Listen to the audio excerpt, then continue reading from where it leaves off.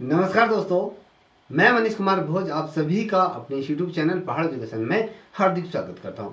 दोस्तों, जैसे कि आप सभी को सर्वविदित है कि यहाँ पर मैंने उत्तराखंड की एक सीरीज प्रारंभ की हुई है जो आपका उत्तराखंड की रूपरेखा पर आधारित। इससे 2 वीडियो पहले आ चुके हैं। तो आज का जो टॉपिक है वो अत्यंत महत्वपूर्ण है। यहीं से उत्तराखंड की रूपरेखा निर्धारित होती है। बहुत से लोगों को ये वीडियो शायद मुझे लगता है कि एक हंसी का पात्र लग सकता है या मजाक लग सकता है, मगर जो बच्चे सीरियस होकर पढ़ाई कर रहे हैं निश्चित रूप में इसको देखिए। और जो बच्चे इसको मजाक में लेके चलेंगे, इसके अंदर कुछ क्वेश्चन आएंगे तो वही क्वेश्चन आप लोग नहीं बता पाओगे। इसलिए ये वीडियो बहुत ही ज़्यादा ध्यानपूर्वक देखिएगा, जो भी देखना चाहता है। ठीक है, अब देखिए, हम जो बात कर रहे हैं उत्तराखंड की रूपरेखा की, अगर हम बात कर रहे हैं तो उसमें जो पहला पॉइंट आता है कि उत्तराखंड राज्य, उत्तराखंड अगर हम बात करें तो उत्तराखंड राज्य देश का कौन सा राज्य बना।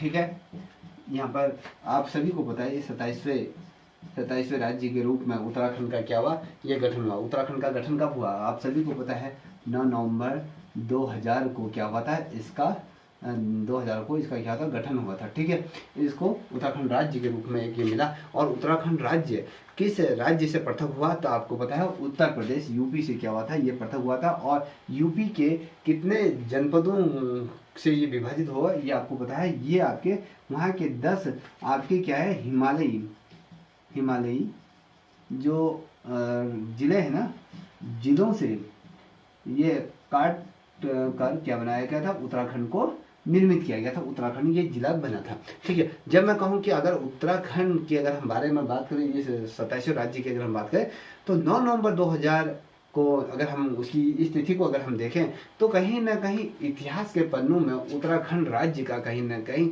अस्तित्व आ गया था। कहीं इसका स्थापना दिवस के तौर पे क्या हो गया था, दर्ज हो गया था। क्या था, उत्तराखंड।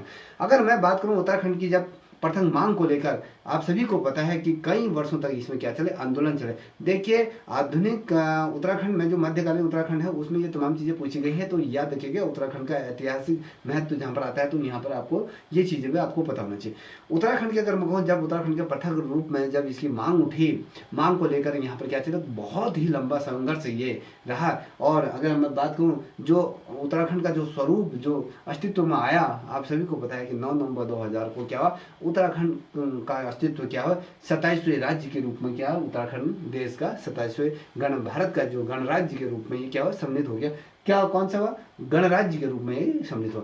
अगर हम बात करते हैं 2000, यहाँ पर देखिए 2000 से 2006 के बीच की बात कर रहे हैं। ठीक है, 2002 से 2006 तक की अगर बात करें तो इसको किस नाम से पुकारा जाता था। ठीक है, तो इसे किस नाम से पुकारा जाता है आप सभी को पता होना चाहिए कि बहुत ही ज़्यादा महत्वपूर्ण है। दोस्तों याद रखिएगा, हम इसको क्या कहते थे, उत्तरांचल। उत्तरांचल के नाम से हम इसे जानते हैं। 2000 से इसको लेकर 2006 तक को किस नाम से पुकारा जाता था, इसको उत्तरांचल के नाम से जाना जाता था। उसकी बात बताऊं तो ये जो था, ये था आपके 31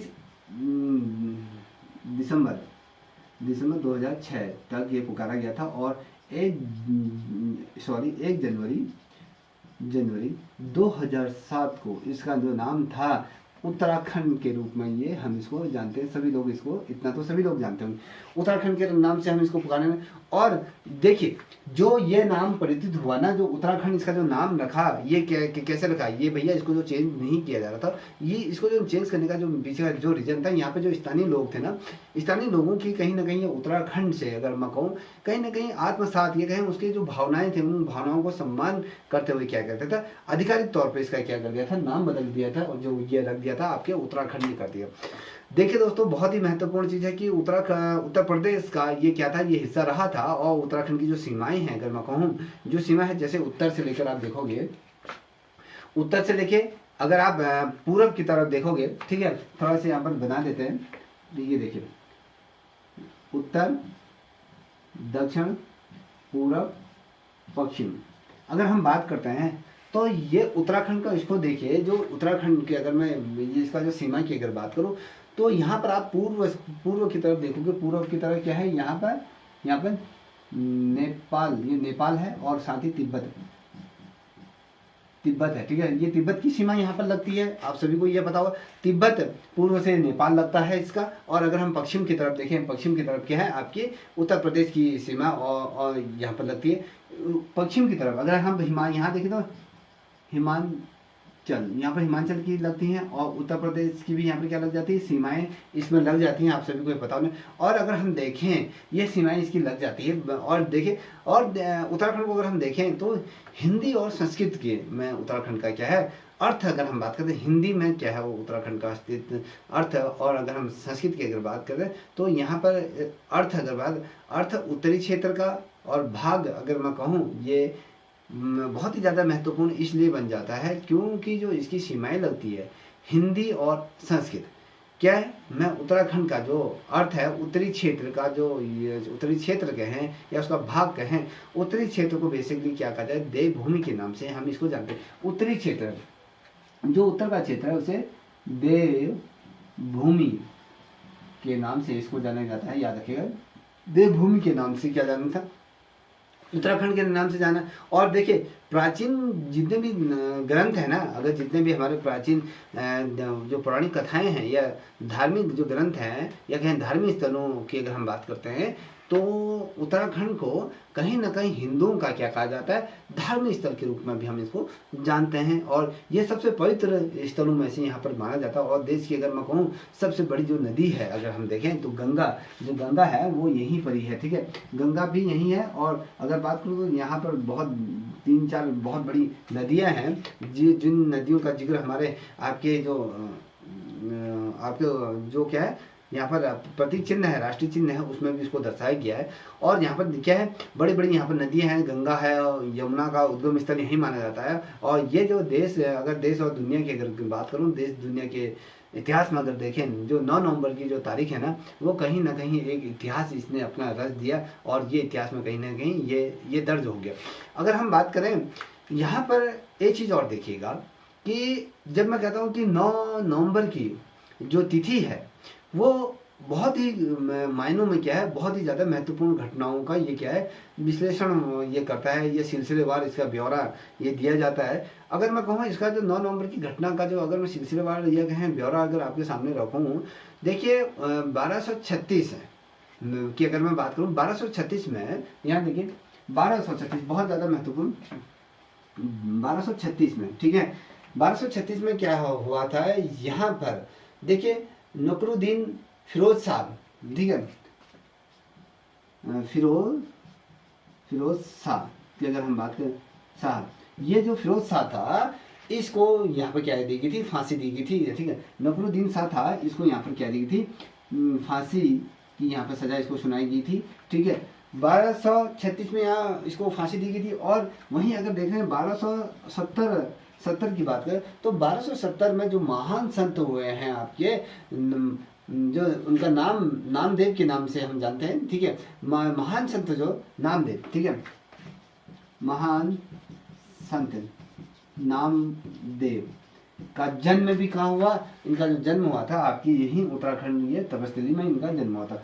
और अगर हम बात करते हैं तो जो इसका सिलसिला अगर बात करूँ 1887, ठीक है, 1877 की बात करते हैं, 1877 में जो यहाँ पर जो घटनाक्रम हुआ था तो यहाँ पर महान कवि और साथ ही कहूँ जो दार्शनिक फिलोसफर रहे हैं मोहम्मद इकबाल का जन्म भी यही क्षेत्र में हुआ था, ठीक है, मोहम्मद इकबाल, ये इकबाल का जन्म भी यहाँ हुआ था। अब इसकी विशेषताएं बता रहे हैं हम, जब इसकी घटना की बात करें 9 नवंबर की जो तारीख है इतिहास में, मैंने कहा ये जो महत्वपूर्ण घटनाओं का जो विस्तार अगर मैं आपके सामने रखूँ, 1236 की बात, 1270 1877 की बात करें। और आपको एक चीज़ बता दूँ, ये पैदा हुए थे कौन है, जो इकबाल का जो जन्म हुआ था, तो इनका जो जन्म हुआ था तो ये क्या थे, एक दार्शनिक के रूप में थे और एक कवि के रूप में भी थे, ठीक है, ये माने जाते हैं। और यहाँ अगर मैं बताऊँ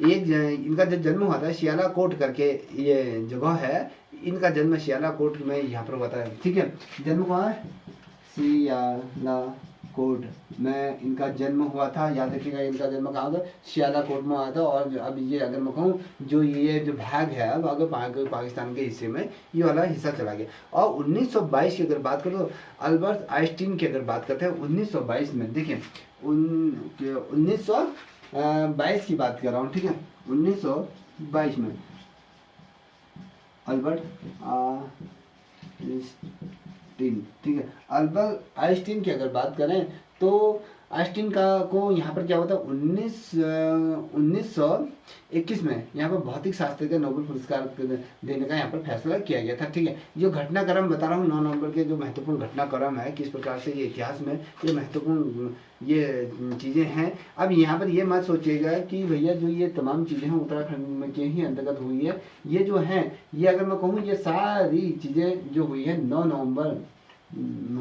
अब 9 नवंबर का दिन क्यों इतना विशेष है उसको थोड़ा सा ध्यान में रखिएगा, क्योंकि 9 नवंबर 1236 को फिरोज शाह को फांसी हुई थी और 1270 में महान संत जो रामदेव हुए थे उनका जन्म हुआ था यहीं।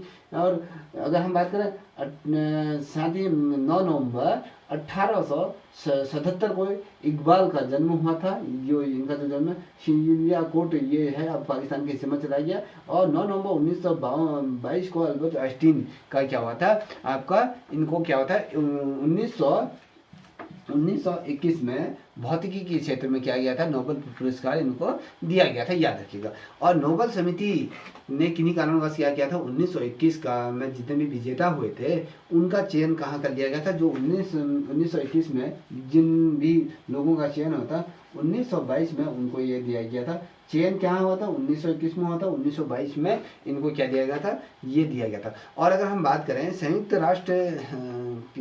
राष्ट्र राहत और पुनर्वास की अगर हम बात करें तो 1944 की बात करूँ 1943 की बात करूँ ये 9 नवंबर 1943 की बात अगर हम बात करते हैं तो संयुक्त राष्ट्र राहत और पुनर्वास की अगर हम बात करते हैं तो यहाँ पर भी क्या हुई थी प्रशासन की स्थापना यहाँ पर हुई थी। यहाँ पर क्या हुई थी प्रशासन की स्थापना हुई थी। और अगर बात करूँ ऐसे बहुत से देश हैं जिनकी शुरुआत अगर बात करें जो स्थापना हुई थी शुरुआत में, अगर यहाँ पर 44 देशों में इसकी क्या की थी स्थापना की गई थी, यहाँ पर याद रखना। और आपको एक चीज बता 9 नवंबर 1947 को 9 नवंबर 1900 यहाँ पर देखिए 9 नवंबर 1947 को जूनागढ़ याद रखिएगा एक नाम, ये जूनागढ़ में क्या हुआ भारतीय संघ का यहाँ पे क्या हो गया था संघ को यहाँ पर इसमें शामिल किया गया था। ठीक है, जूनागढ़ को 1947 में भारतीय संघ में इसमें क्या था विलय कर लिया था, विलय ये कर लिया गया था। ठीक है, याद रखिएगा 9 नवंबर की क्या खासियत है, 9 नवंबर इतना क्यों ज़्यादा चर्चित है। आपको बता दूं जो 1960 की अगर बात करता हूँ 1960 में ठीक है 9 नवंबर 1960 को अगर मैं बात करूँ तो भारत के जो पहले एयर चीफ मार्शल वो कौन थे, अगर आपको क्वेश्चन बनता है तो उनका नाम सुब्रत मुखर्जी था। इनका क्या हुआ था 9 नवंबर को इनका दुनिया से इनका क्या होता अंत हो गया था, अगर कहीं इनकी मृत्यु हो गई इनका निधन हो गया था। कि इसका आपकी एयरफोर्स के जो पहले जो चीफ भारत के जो पहले एयरफोर्स के जो चीफ थे उनका सुब्रत मुखर्जी थे, इनका क्या हो गया था यहाँ पर इनका निधन हो गया था। और आपको एक चीज़ बता दूं 1985 9 नवंबर 1985 की हम बात करें तो 9 नवंबर 1985 को जो दुनिया के जो सबसे बहुत ज़्यादा चर्चित कहें दंपति जो राजकुमार हैं जो चार्ल्स और अगर मैं कहूँ उनकी जो वाइफ है डायना के साथ इनका विवाह हुआ था। कब हुआ था 9 नवंबर को ही इनका जो यह कहें जो विश्व के सबसे ज़्यादा चर्चित दंपति की अगर मैं बात करूँ ये राजकुमार के रूप में ये जाने जाते हैं। और साथ ही जो चार्ल्स हैं और उनकी जो वाइफ है डायना करके उनके साथ इनका विवाह के बाद क्या होता है यहाँ अमेरिका ये पहुँचे थे। ठीक है, जब इनकी शादी हुई उसके बाद क्या है अमेरिका ये चले गए थे। ठीक है, अमेरिका ये चले गए थे।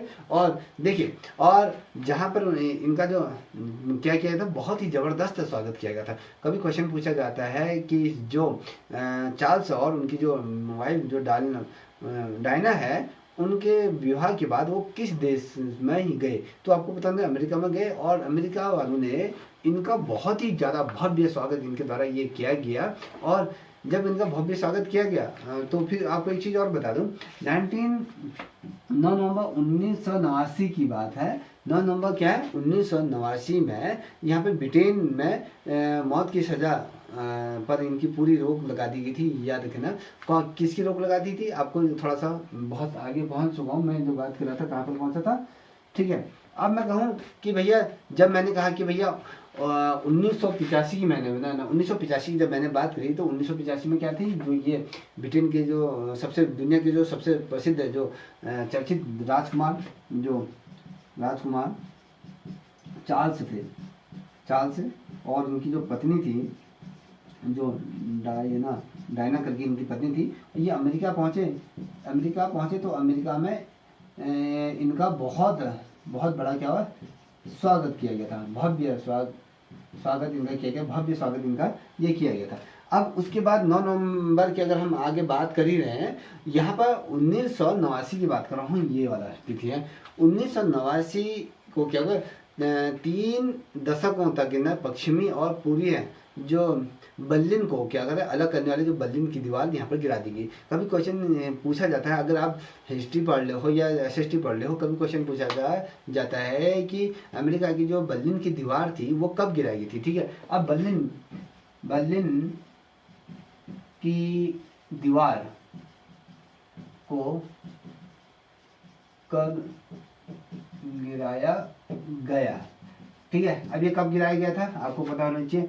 9 ये क्या है बर्लिन की दीवार कब गिरी थी, ये देख रहे हो नहीं यहाँ पर 1989 को ये इसको गिरा दी गई थी। और आपको बताऊं 1961 की बात है, 1961 की बात है, ठीक है। 1961 में इसको क्या गया था, इस बर्लिन की दीवार को बनाया था और 1989 को इसको क्या गया था गिरा दिया था। याद रखिए बहुत ज़्यादा इतिहास का बहुत ज़्यादा महत्वपूर्ण प्रश्न है। और अगर आप करो ये जो बहुत इसकी जो लंबाई की अगर ये बताएं इसकी लंबाई कितने किलोमीटर की थी, तो आपको पता होना चाहिए इसकी जो लंबाई है वो 45 किलोमीटर इसकी क्या थी लंबाई थी। इस को ये गिराते थे। और 1989 की बात करूँ 9 नवंबर 1989 की अगर हम बात करें तो यहाँ पे ब्रिटेन में क्या करती थी मौत की सज़ा पर पूरी तरीके से रोक लगा दी गई थी। याद रखना ब्रिटेन में कब मौत की सज़ा पर पूरी तरीके से रोक लगा दी, ठीक है। ब्रिटेन की सज़ा पर मौत की जो सज़ा है उसमें कब मौत की सज़ा पर कब रोक लगा दी थी 1989 को पूरी तरीके से इसमें रोक लगा दी। अब आप लोगों को होगा कि भैया ये उत्तराखंड से क्या रिलेटेड है, हम इसको देखते नहीं, तो यही तो मेन चीज़ है उत्तराखंड का अस्तित्व की हम बात करें। जो 9 नवंबर 2000 की बात करें तो ये अपने लिए कितना ज़्यादा खास है, ये जो तिथि है बहुत ही महत्वपूर्ण, इतिहास में ये तिथि बहुत ज़्यादा महत्वपूर्ण। ऐसे किसी भी राज्य के साथ ऐसा नहीं हुआ कि 9 नवंबर की जो तिथि है ऐसी तिथियाँ हर किसी राज्य को ऐसे प्राप्त हो। और मैंने क्या कहा 9 नवंबर 1989 को ब्रिटेन में क्या कर दिया था पूरी तरीके से जो सज़ा की जो मौत की जो सज़ा थी उस पर पूरी तरह से रोक लगा दी थी। और 1996 की बात करूँ हेलीपैड से लेकर तकनीक पर ये माइक टाइसन को हराकर विश्व कप ये यहाँ जीता था। अब आपको मैं कहूँ जो 9 नवंबर 1996 को एडवर्ड होलीफील्ड ने तकनीकी आधार पर क्या कहा था माइक टाइसन को यहाँ पर क्या करा था यहाँ पर हरा कर इन्होंने क्या था विश्व की हैवीवेट जो मुक्केबाजी की जो बेल्ट होती थी उसके खिताब को इन्होंने तीसरी बार जीता, याद रखना। और 9 नवंबर 2000 की अगर हम बात करें तो 2000 को क्या हुआ उत्तराखंड का ये गठन हुआ था। याद रखिएगा उत्तराखंड का ये गठन हुआ था। लंबे समय से क्या चल रही थी उत्तराखंड की पृथक राज्य की यहाँ पर क्या चल रही थी मांग चल रही थी। और मांग को स्वीकार करते हुए क्या करा था उत्तर प्रदेश का एक क्या करा था एक बड़े हिस्से को यहाँ पर काट कर क्या करना था उत्तराखंड राज्य को ये बना दिया गया था। यह देखिएगा बहुत ही ये उत्तराखंड का जो 9 नवंबर का जो रूपरेखा थी 9 नवंबर क्यों इतना महत्वपूर्ण था, ठीक है। ये इसके पीछे का जो पूरी कहानी मैंने आपको बता दी। दुनिया में 9 नवंबर की क्या विशेषता है अपने आप में, तो ये आपके सामने पूरी तरीके से रखी। अगर आपको वीडियो पसंद आई हो तो लाइक कीजिए, अगर नहीं आई हो तो आप लाइक मत कीजिए, ठीक है। तो आपकी परीक्षा के दृष्टिकोण से महत्वपूर्ण था, ठीक है। तब तक इतना ही। जय हिंद, जय भारत, जय उत्तराखंड।